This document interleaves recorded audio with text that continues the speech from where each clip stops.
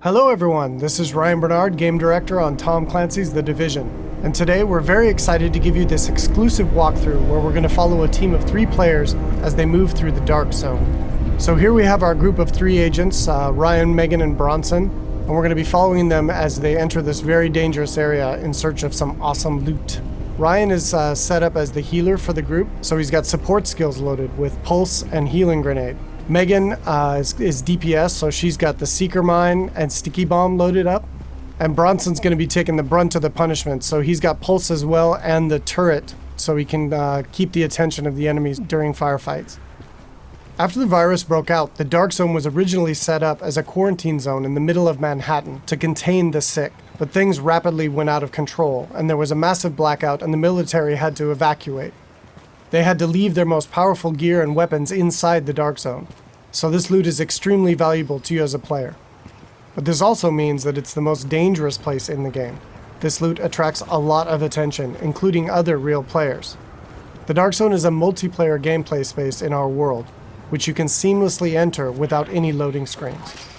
Outside of the Dark Zone, you can play in teams of up to 4, but once inside, you can decide to collaborate with other agents or betray them, kill them, and take their loot.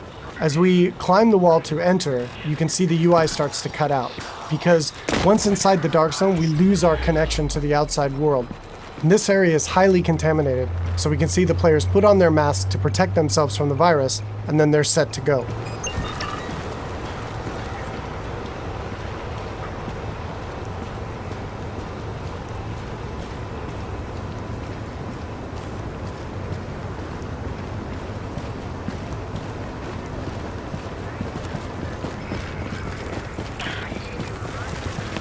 Okay, now we see our group is coming up on some enemies up ahead. As we get closer, we can see that these are actually part of the Rikers faction. And this is a group of convicts which, after the virus broke out, escaped the prison and have flooded into Manhattan to take advantage of the chaos. Here we can see Megan does a pulse, which gives the group information about what enemy types and levels that they'll be facing. And then we can engage. As you can see here, Bronson's going to go up right on top of him and take point, so he can take the attention of the enemies and draw aggro, and we can support him from behind with healing grenades, as you saw there, and covering fire. Using covers in the divisions is really important. You're going to be seeing the agents here as they move around flanking the different enemies, moving cover to cover, using height elevation to their advantage, and really trying to make sure that you're not exposed at any time, because when you're out of cover, you take a lot of damage from enemies. And it looks like we've only got a couple Rikers left here, and Bronson is really taking his role to heart and pushing right up into their face. And they've cleared him out. And here you can see Bronson's actually been a little bit too hardcore on this, and he's in what we call the down state. So since they're playing in a group, Ryan can head over and actually revive him so he doesn't die and need to respawn and run back to his group, and he can get right back into the action. And here we can see that Ryan's actually found a loot crate. And he's gotten extremely lucky and has gotten a legendary drop. But as we can see, it's actually contaminated. All gear and weapons in the Dark Zone are contaminated, and they need to be extracted before they can be actually equipped by the players or agents in the game. So in order to do that, our group is going to move to a nearby extraction point in Bryant Park. Once the group is inside an extraction area, they'll need to shoot up a flare which calls in a helicopter. Then they need to hold tight for 90 seconds and extract their goods. Alright, now we see our group has come across a different group of enemies, and these are the Cleaners. Cleaners used to work for the city of New York, but they got trapped on Manhattan when the quarantine was declared, and they've lost it. They want to, in their own minds, clean the city from the virus by burning anything and everything in their path, dead or alive. And this group of Cleaners is actually a tougher group of what we call elites in the game. They have much higher health pools and much higher damage output. So our group here is going to really have to work together using their weapons and skills to take them out. Of course, they drop much better loot and give a lot higher experience.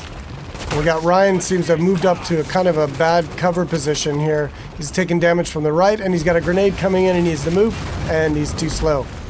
So he's going to need to top himself off with a nice self-heal. Alright, so now we've dealt with the Cleaners and we can move on towards the extraction area. But it looks like our group is not alone, and another group of players is in the same extraction area. In the Dark Zone, it's very important to find out player intention relatively quickly, whether or not they're friend or foe.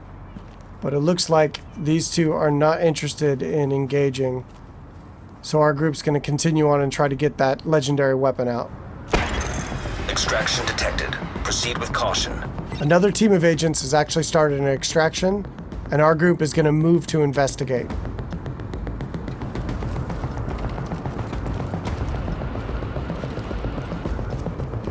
And as they come around, we do indeed see that an extraction is taking place, and they got about a minute left on their timer before the helicopter shows up. We don't see the extracting team.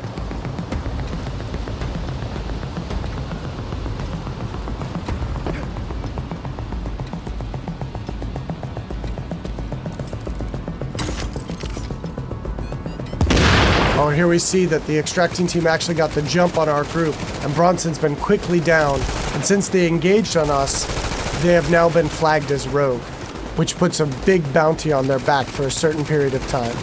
Luckily, Bronson was able to make it back to our group, and we were able to quickly revive him and get him back up into the fight. And now we've got some PvP chaos happening. And here we see Ryan throws out another healing grenade to heal up both of his teammates as they're flanking around to the left to try to get better position on these rogue agents. 15 seconds. Alright, we see Megan's going to throw out another pulse, which really gives us good positioning on their locations. And here we can see another downside to going rogue in the Dark Zone. They have attracted another group of players, which is helping us take down this rogue group. And there we go. And of course, when you die in the Dark Zone, you drop any contaminated gear that you're currently carrying. It looks like the two groups now can divvy up the goods that they got from this rogue group. It looks like they've decided to just take out the new players and take all of the loot for themselves.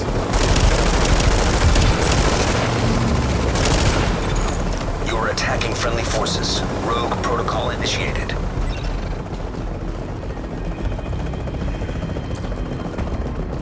So now in order to secure this loot, to make sure it's theirs, they need to complete an extraction. So now our team has 90 seconds to control this area and to stay alive to get their loot out when the helicopter arrives. And you can see them fanning out into good cover positions here in case any other players come into the area or those groups that we engaged come back.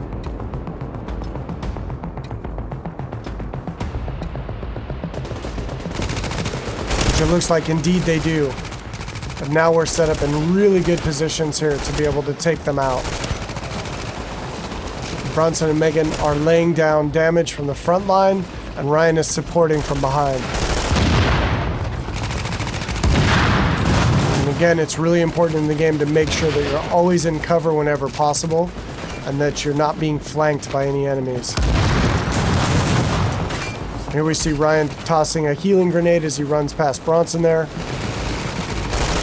And they're going to focus on these two players here. 30 seconds to extraction. Straight in front of them. Now they got 30 seconds left to stay alive and control the area.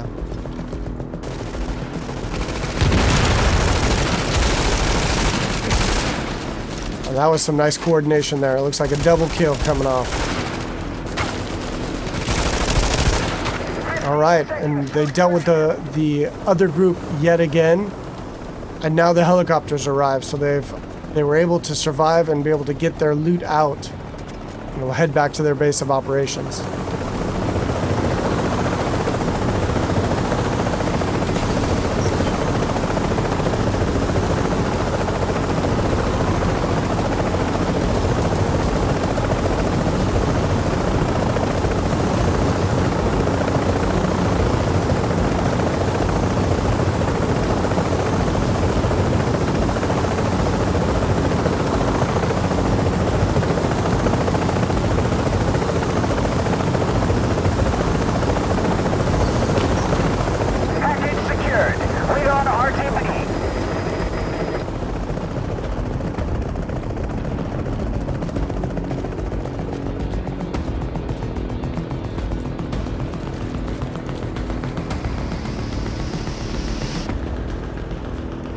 Now we can see the group is still flagged as rogue, and they're a very juicy target for other agents in the area.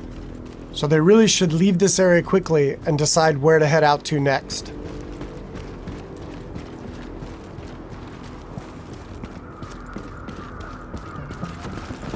Alright, so that's it for today.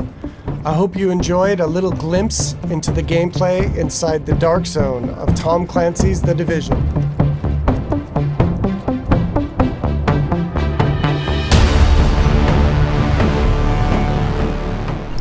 Available March 8th, 2016. Sign up for beta now.